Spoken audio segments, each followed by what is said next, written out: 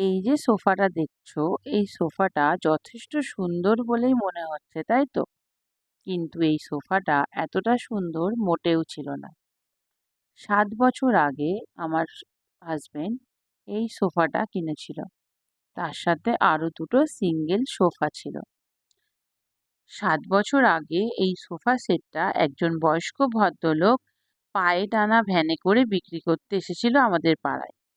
আমার হাসবেন্ডের তাকে দেখে একটু মায়া হয় এবং এই সোফা সেটটা কিনে নেয়। এই ৩টে সোফার দাম নিয়েছিল ১৫০০ টাকা।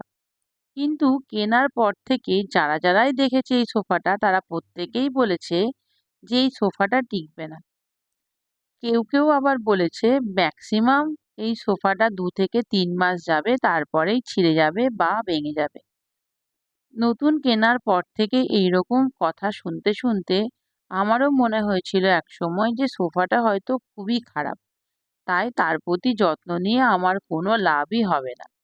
তাই এটা অযত্নেই পড়েছিল। কিন্তু লকডাউনের সময় থেকে আমি এই সোফাটার প্রতি একটু করে যত্ন নেওয়া শুরু করি। প্রথমে এই সোফাটার উপরে বিছানার চাদর পেতে দিলাম। তারপরে সোফাটার জন্য এই কুশনগুলো কেনা হলো। তারপরে এই কুশন কভারগুলো কেনা হলো। এইভাবে একটু করে যত্ন নিতে একটা সময় আমার সোফাটা এরকম সুন্দর একটা সোফায় পরিণত হলো।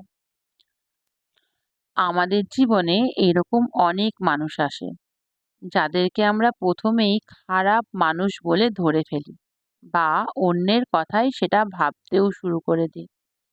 কিন্তু সত্যিই যদি তাদের প্রতি এইরকমভাবে যত্ন নেওয়া হয়, তাহলে দেখা যাবে যে তাদের যে খারাপ ব্যাপারটা ছিল সেটা অবশ্যই ঢাকা পড়ে গেছে এবং তারাও এই সোফাটার মতো আস্তে সুন্দর হয়ে উঠেছে।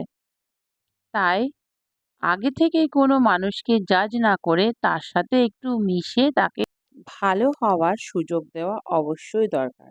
সেটা যে কোনো সম্পর্কেই হতে পারে।